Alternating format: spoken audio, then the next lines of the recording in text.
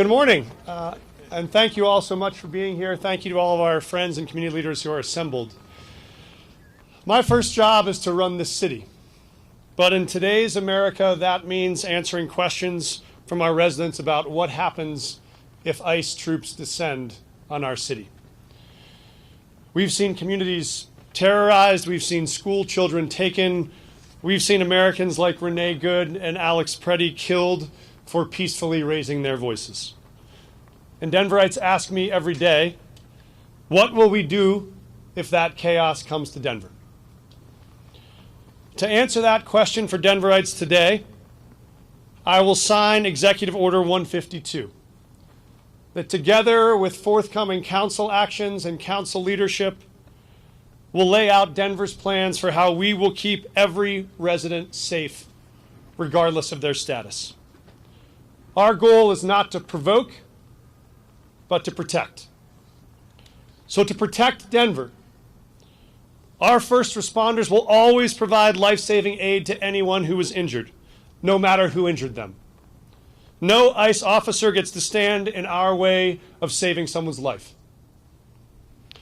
To protect Denver, if we see any ICE officer using excessive force against the Denver resident, we will step in to detain that officer and remove them from the situation. We hold our own officers to that standard, and we will hold any ICE agent to the same.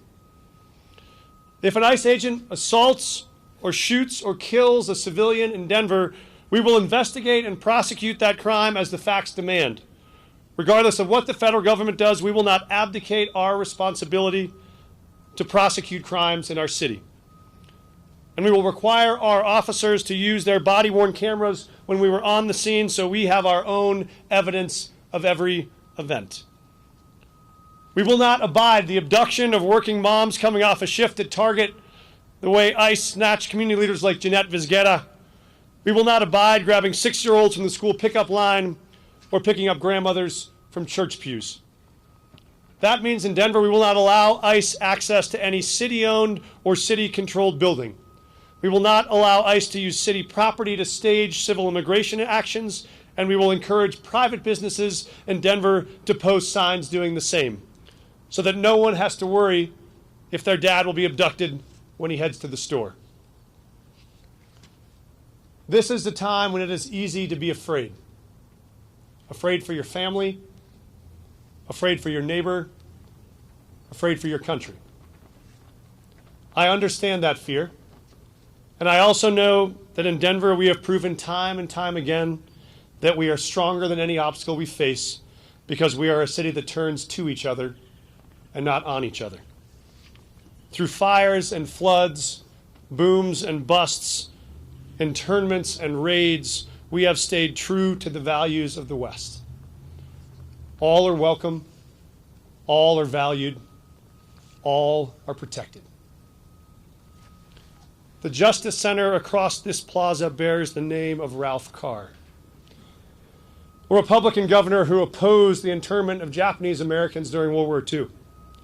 In a moment when some in America mistakenly believed that dividing us was the only way to make us safer. After that governor was gone and that chapter in American history was gone, this city emerged stronger, prouder, and more diverse. A generation of American immigrants who knew they were seen here made Denver home. They started businesses and raised kids that brought joy and vibrance and growth to this city. Which is why it is fitting that today, the granddaughter of one of those courageous families who was placed in an internment camp stands behind me on this podium. The granddaughter of immigrants, the first Japanese American woman to serve as our city attorney, and the author of this executive order.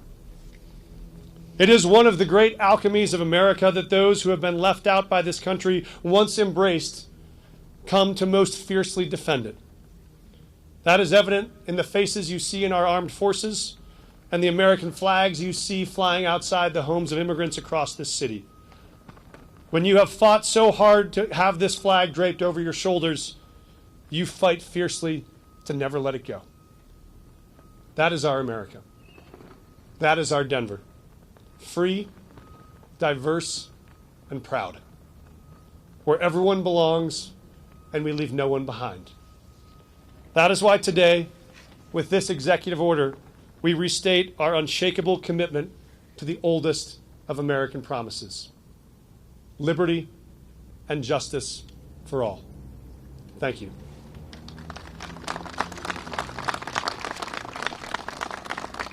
I do want to take a minute to do a short summary of this order in Spanish for those of our listeners who are Spanish speakers who are watching today. Para nuestra comunidad latina, hoy firmé una orden ejecutiva con reglas claras para proteger nuestras comunidades y vecinos. Esta orden dice, primero, verificar la identidad de agentes federales durante operativos. Segundo, asegura presencia de oficiales de la ciudad con cámaras corporales. Tercero, enfoca el trabajo de nuestros oficiales de mantener la paz, reducir conflictos y protegerse. También la propiedad de la ciudad como parques, edificios, están fuera de límites para operativos. Y en cuanto a datos, la ciudad no compartirá información con DHS sin orden judicial. Nuestra prioridad es simple: que cada persona en Denver pueda usar nuestros espacios públicos sin miedo. Estamos aquí para ustedes, para mantener la paz, para proteger tus derechos y apoyarte con claridad, responsabilidad y respeto. With that, I would love to introduce the courageous leader of our city council, my colleague and partner in all of these difficult days, who has helped lead our city in ways we are all deeply proud of and grateful for. Please welcome Council President Amanda Sandoval.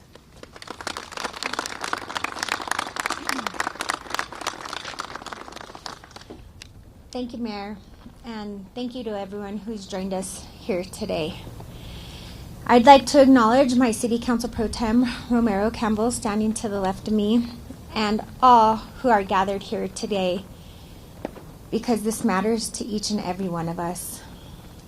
And it matters deeply to the residents and to the values that we all share together as Denverites. Let me be clear. No one should live in fear. Not the fear of being separated from their families, not the fear of being targeted because of who they are, and not the fear of systems that are inaccessible.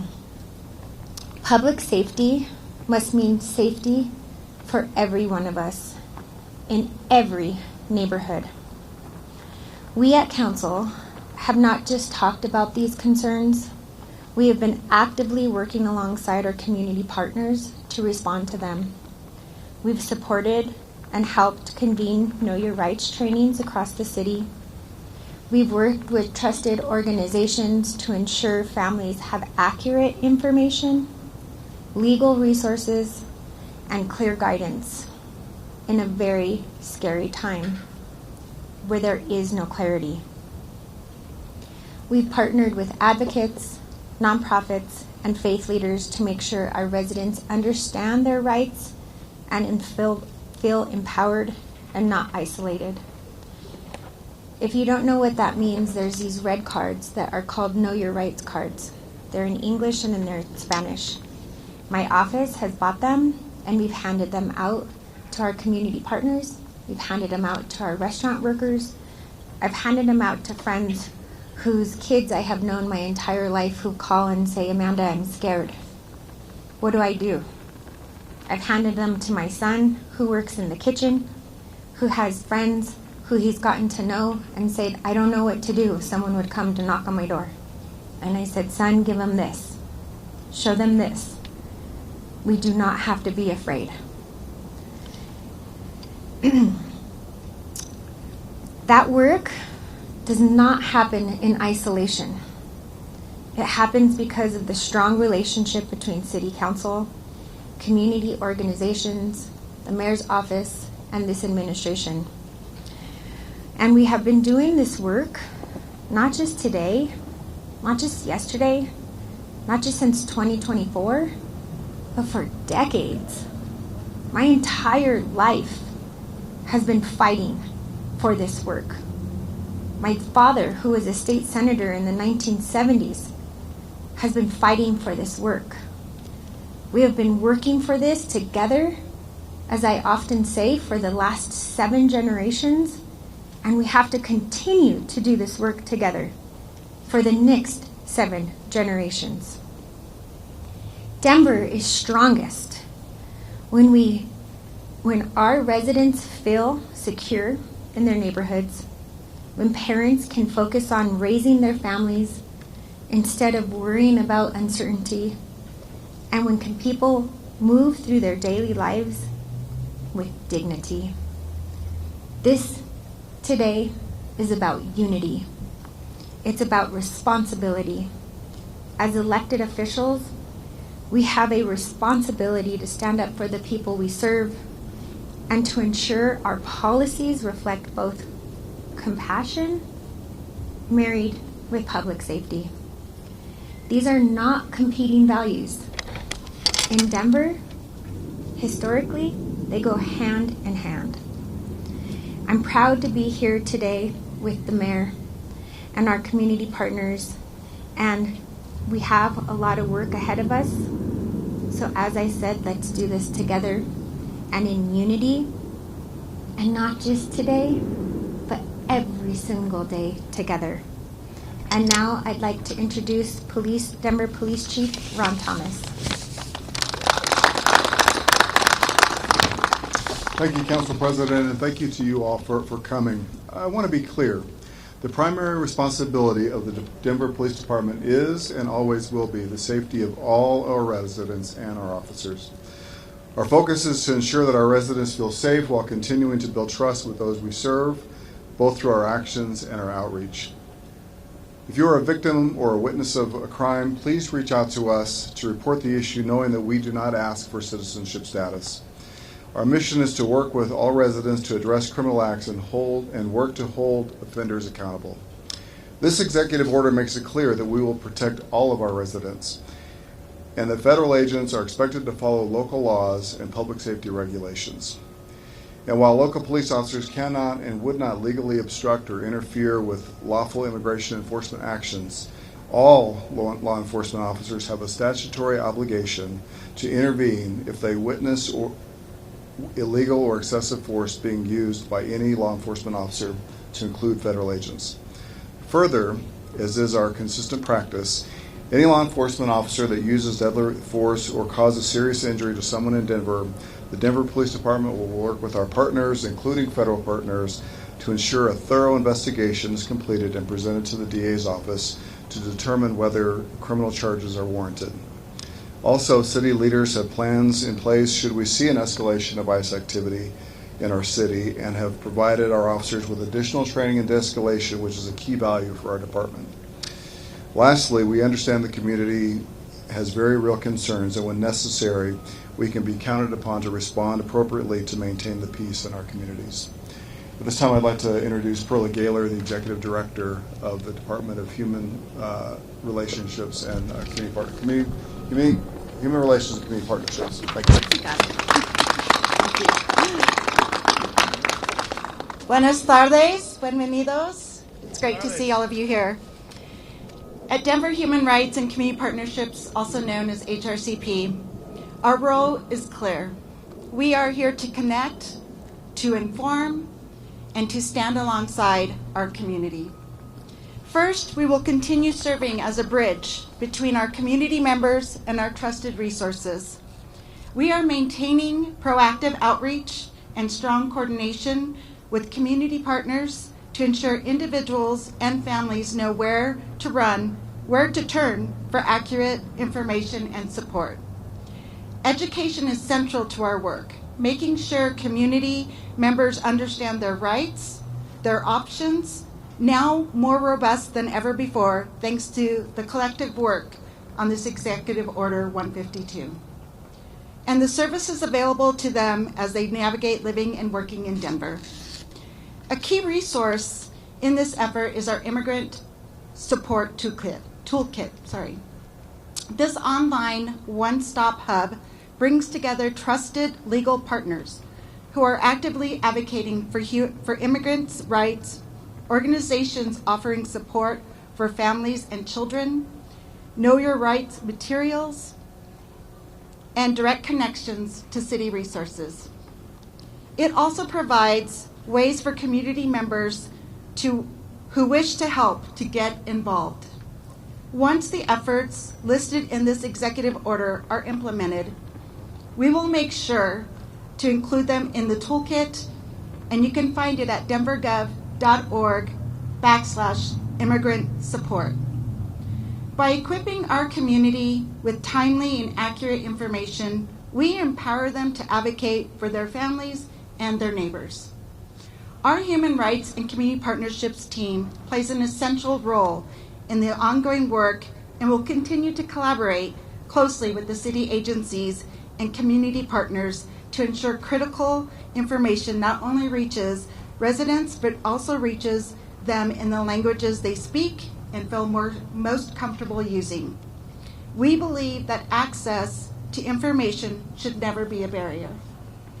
Finally, we want to recognize our HRCP commissioners, our staff, and community partners, many of whom are here today, who work every day on the ground supporting immigrants and refugees in Denver.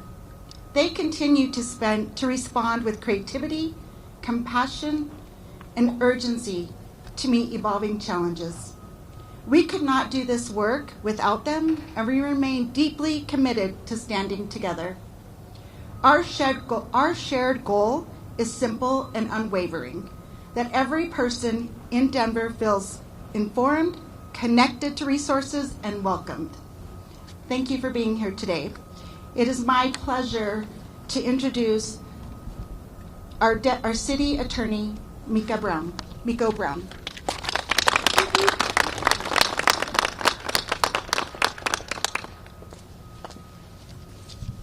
Good afternoon.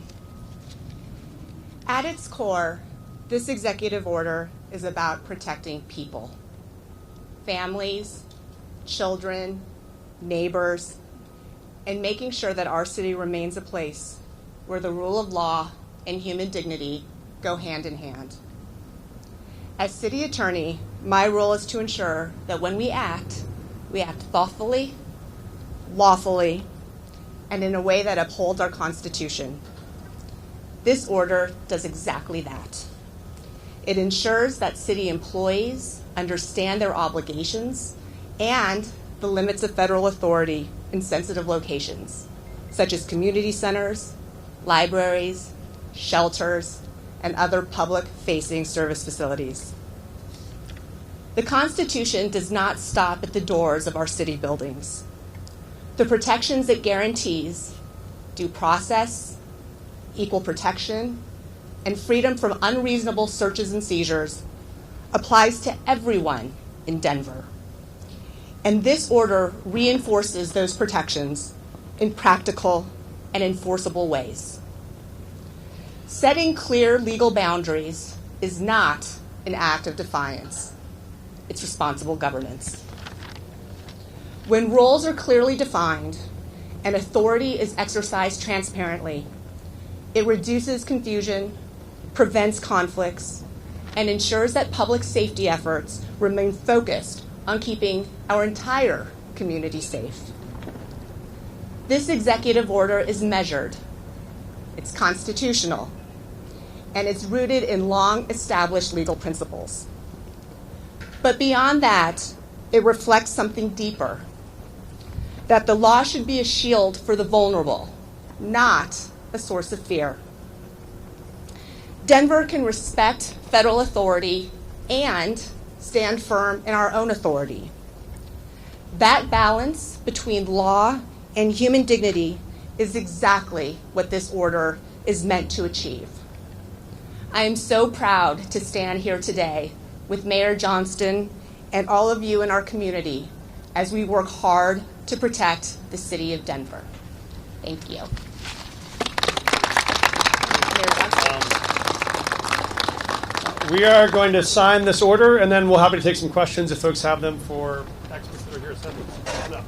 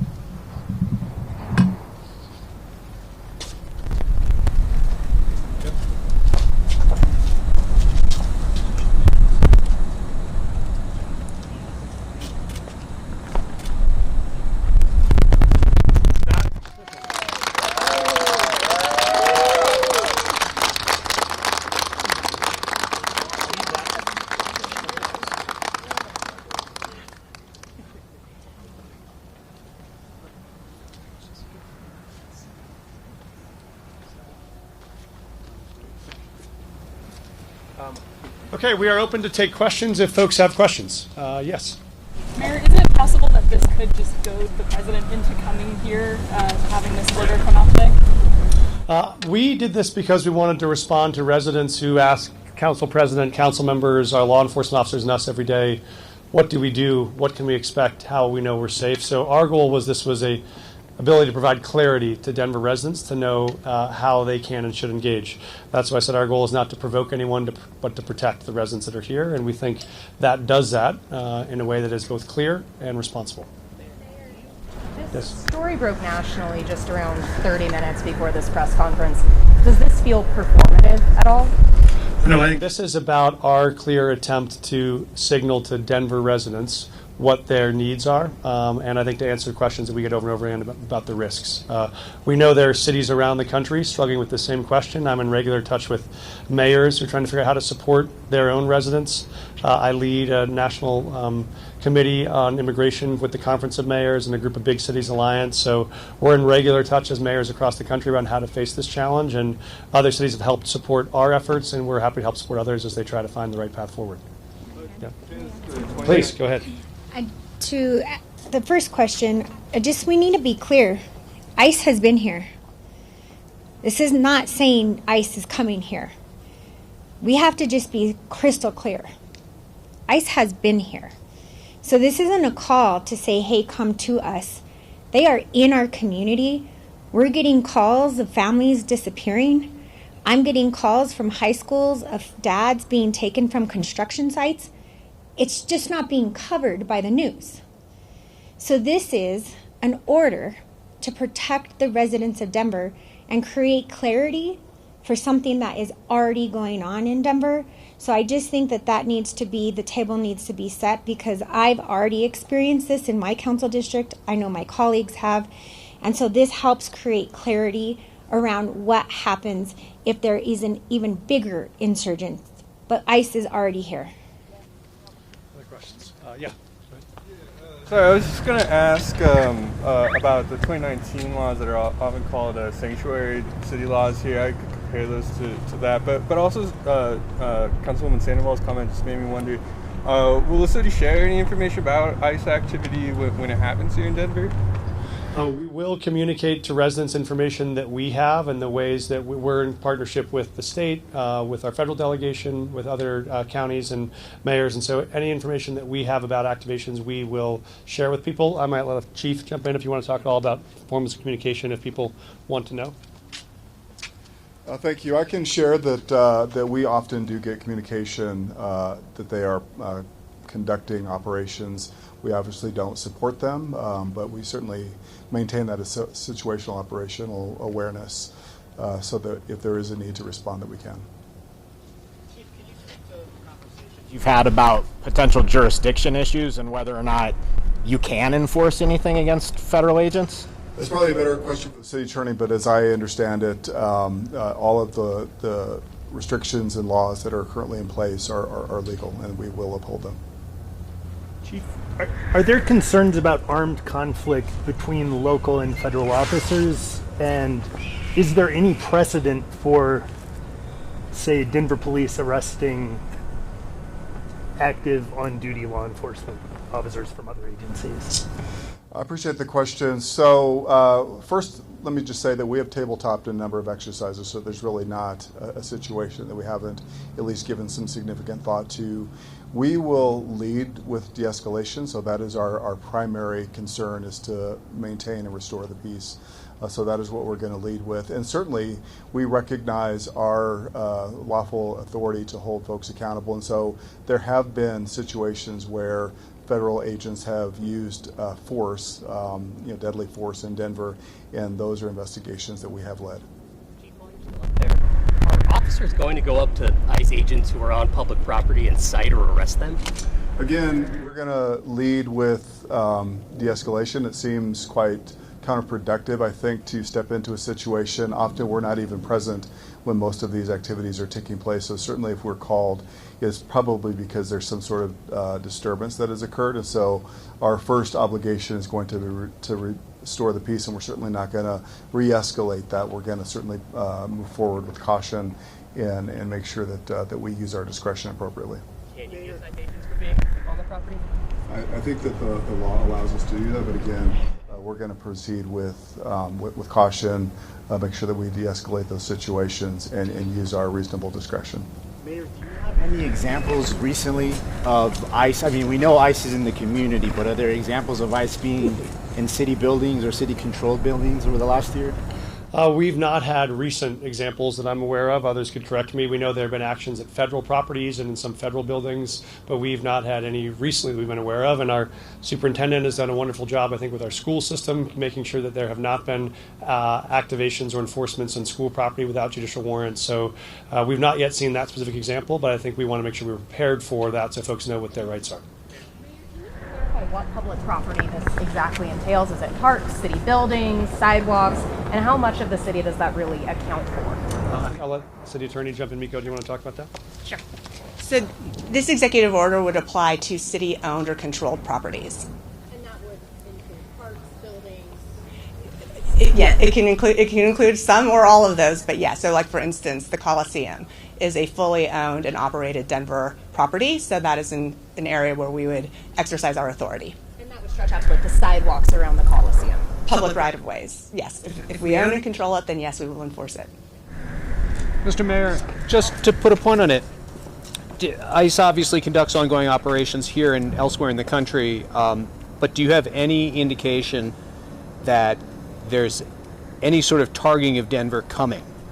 We don't have any information of that sort, and we're working hard to show that we are running a safe, productive city that does not require any federal presence here in the city. We continue to investigate any violent crimes in the city, regardless of the nation of origin of that individual. And so we think our police department's done a fantastic job. That's evident in the historic drops in crime that you've seen, historic drops in homelessness. We think that the city council and we are working hard to keep the city safe, and that is working. But we still get questions every day from residents who watch the national news and are worried. And so that's why we wanted to make clear to folks what protections are in place in the event that that does happen. Specifically, do you believe that you have the power to actually prevent immigration agents from being on public property? And can you deny people from public spaces just because of who they are? So what we do have is we do have control over public spaces, over what kind of activations can happen there, in the same way you couldn't hold an event on a public property without a permit. If you're leading an activation of some sort or a law enforcement action, generally that's done in cooperation with our local law enforcement. If this is an activity not in cooperation with local law enforcement on city property, we feel clear we have the capacity to dictate or control who can or can't use that land. Mayor, what methods are you using to communicate with people that ICE is working with? Yes, I wonder, I don't know, is Millie here? Do you want to answer that, Millie, or not? The question was just what ways that we're using to inform and talk to community members about activations of what's happening. Do you want to come on down? Millie is our Director of Outreach, who's helping lead this effort, so I'll let her step up. Sorry to put you on the spot, Millie. Our office works with agency offices, so HRCP and others, in the tabletops that the chief was sharing about to talk about that. So our networks of community partners are vast. We know there are people who do this work protecting our community every single day, and it's working through them as trusted partners, and then using our own city communications teams to support us and making sure that people have information. Live or text messages to different people let them know ICE is in your neighborhood right now, or there's activation going on? Right now, no, that's not something that we have. I think there are community-led efforts. So the Rapid Response Network is a community-led effort since 2017 for people to share when they are worried if they see ICE action. That's not something that we're trying to take over. We want to make sure that we are closely coordinated with all of those community partners who are already doing this work and have those trusted relationships. Thanks. This might be a question for the city attorney. If in a hypothetical world, federal immigration agents were found to be on Denver public property and this did advance to charges, what would happen? Would these be civil charges, criminal charges? Would they be prosecuted here in Denver or federally? How would that play out? Yes, so there are a menu of legal options that we could take depending on the circumstances, and that could range from a civil penalty. It could also result in a criminal charge, or it could result, for instance, in the city attorney asking a court to issue an injunction to prohibit that conduct. One question for the mayor. Are you worried? I mean, we haven't heard the the president say your name or anything about Denver in a couple hours, are you worried about poking the bear? I think that it's a fair question. We have this conversation all the time in the city. We think our first obligation is to provide high-quality services to our residents and make sure they know exactly what protections are in place for them. And I think we have people that are afraid, that are nervous, and our job as city leaders is to answer those questions to the best of our ability with the powers we have to keep them safe. And so that is our first and only priority. I would love nothing more than to go back to the day-to-day operations of just running the city. But in this moment, this is one of the biggest questions on the minds of Denver residents, so we wanted to make sure we had an answer. Mayor, have you been in conversations with the mayor of Minneapolis? And if so, I'm curious what lessons have been learned from leadership there and what you're bringing. I have. I spoke with him when we were at the Conference of Mayors. He spoke with other mayors. We have other cities facing some of the same challenges who partner and talk together. I think the most heartbreaking thing that he shared with me, which I think he shared publicly, so it's not sharing anything that he wouldn't have already been public about, is that all the things that you see on television are scary. He said what's far more heartbreaking is what you don't see on television, actually, which is the hundreds of businesses who have closed because their employees or their staff are afraid to go to work. The 50% of kids who may not be showing up to a given school on a given day because their parents are afraid to take them to or from school. The way that it can bring an economy and an education system and a civic fabric entirely to a halt in these cities, I think, is what people are really afraid of. And so that was certainly, for me, a compelling part of saying how would we prepare our city in that eventuality so that we can be as ready as we can be. So with the mask ban being considered in council and laws from 2019, as well as DPS considering their own policy, are you trying to make sure there's no overlap or redundancy here? The council's done great work leading on this, so I would defer to our council members on the policy that they're leading on that. But our belief is that these together make for a combined strategy of what the city does. DPS is taking on their own approaches to this. They obviously have a very sacred responsibility to keep kids safe across the city. And so we view this as a partnership. But Madam President, would you like to talk about council actions? So for the mask ban, the anti-mask ban, we have to vote one more time on it on Monday. And so it's an ecosystem. We don't all just stand alone in Denver. We all have to work together in an ecosystem. So I have to look at the tools that we have at City Council. We have to look at the mayor has looked at his executive order, and DPS will have to take action. And I think together they are great tools to add to protect the residents of Denver, which we were elected to serve. I'll just close by saying the biggest feeling we're trying to fight is fear. And our hope is with clarity comes confidence. With Denverites knowing that they have the resources of all of these community agencies, of all of these city agencies, of your police department, of your sheriff's department, of your fire department, of your human rights and community partnership team, and that you have amazing community nonprofits and partners who are out there being advocates and supporters every day, that you know you are supported, you are seen, you are celebrated, and Denver will continue to be a place that is home and feels like home. So that's what we most want Denverites to know today, is that we're here, we got you, we have a plan, and we're prepared. And we think that frees people up to go back to the rest of the joy of their day-to-day lives, knowing that this is one thing they should not have to worry about when they go to bed tonight. Thank you all so much for being here. It's an honor to have you.